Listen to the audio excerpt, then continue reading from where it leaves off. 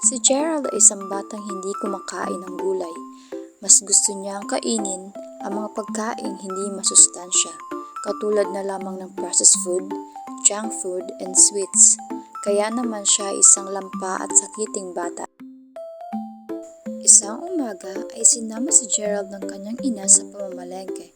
Habang sila ay naglalakad, may nakita si Gerald na sari-saring paninda. Nay, ano po yung mga makukulay na naroon sa may gilid? Hindi mo ba alam ang mga yan? Yan ay mga gulay. Ay, gulay? Ayoko niyan, Nay. Alam mo ba anak na yan ang pinakakailangan ng ating katawan? Pero ayoko niyan. Di ko gusto ang lasa ng mga yan.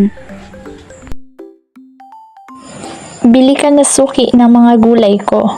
Tinitiyak kong sariwa at masusustansya at mura ang aking paninda. Ako si Kalabasa. Ako ang magpapalinaw sa mata mong nang lalabo.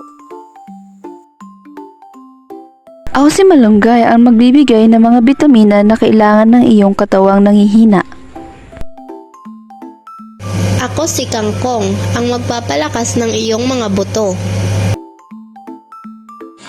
Ako si Mustasa, ang sagot sa iyong mababang dugo. Ako si Broccoli, ang pinakamasustansya sa lahat ng gulay.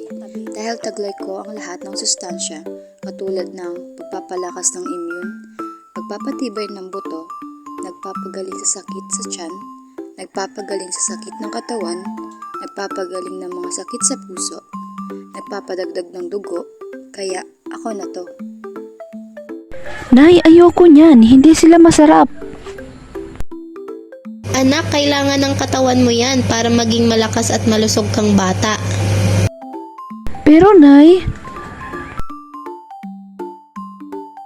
Wala nang pero. Sa ayaw at sa gusto mo, wala ka nang magagawa.